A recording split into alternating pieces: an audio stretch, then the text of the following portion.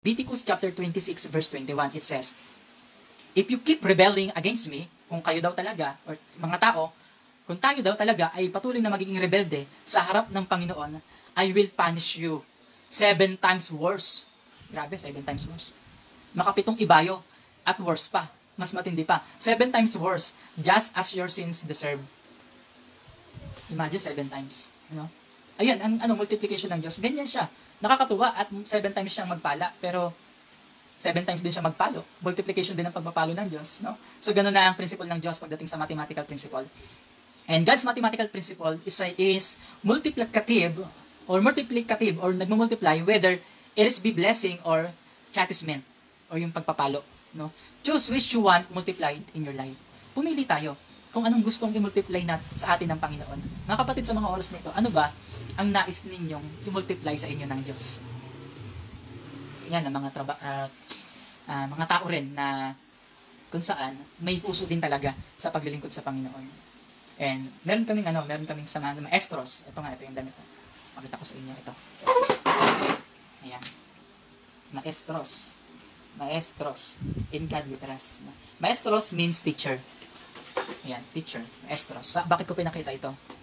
Kaming mga maestros, kaming mga teachers, na iba-iba yung relihiyon. Take note, iba-iba ang relihiyon, pero nagkakaisa sa puso ng pagtulong. Mamaya, pupunta kami dyan sa Kapipisa. Actually, yung isa naming leader doon talaga ay pumunta na kahapon, nagbigay ng merienda, tinapay sa mga bata doon. Tinignan yung sitwasyon. So talagang kailangan talaga ng mga sako, maraming sako, para lagyan ng buhangin, maging breakwater siya para sa alon. Kasi nga maraming bahay na nasalanta. So, kami naman mamaya pupunta, dadalhin nga yung sasakyan kasi nga doon ikakagay yung mga pagkain. And then, yung merienda. Siyempre, magdadala na rin kami ng sako. No? And, yun mga kapatid, this time, and actually kahagabi pa, at habang, every sakuna, ganun, yung ginagawa natin, nag-iisip talaga tayo, paano makakatulong sa kapwa. Hindi yung laging inisip natin, ano ang tulong na dadating sa atin. Kapag laging ganun, mawawalan tayo, di ba kasi sabi ko lang kanina, ano bang meron tayo kahit paano para mamultiply ng Diyos? Ano bang gustong i-multiply sa atin ng Diyos? Ipunin mo yun para kasi darating yung time, magkakaroon ka ng opportunity na tumulong. O ngayon, ito na yung opportunity na tumulong. O paano ngayon yan? Wala tayong maibigay kasi sasabihin natin kailangan din namin. Kami kailangan din namin sa totoo lang, lahat naman tao nangangailangan. Pero ang maganda doon, sa gitna ng pangangailangan, tumulong tayo sa nangangailangan. Kasi ang Diyos, magmumultiply sa mga pangangailangan na ibigay natin sa mga nangangailangan. No? So challenge nito mga kapatid, baguhin ang puso, baguhin ang isip. Wag laging pakabig. Dapat pabigay, paarya.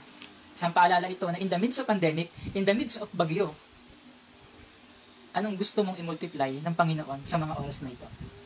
Actually, yung may sponsor din na nagbigay sa atin na pang merienda doon, pang tinapay, even tinapay. Grabe yung reaksyon ng mga bata kahapon sa tinapay. Sabi ni Sir Dex, akala lang nila sa panaderia lang nila nito makikita. Pero ngayon, tinitignan lang nila nung sa panaderia yan pero ngayon nakakain na nila yung malambot na tinapay na yun. So, mapalad tayo kung makakain tayo ng tinapay. Yung iba pa nga, sinasayang pa. Pero tinan mo yung iba sa kanila.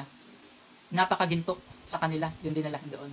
Kaya ito, pangalawang pagpunta pa doon, yung tinapay na yun, talagang bibigyan namin sila and magdadala kami ng sako para sa breakwater. Simple step, hindi ko sinasabi ito para magyabang, kundi maging inspirasyon at application dito sa ating mensahe.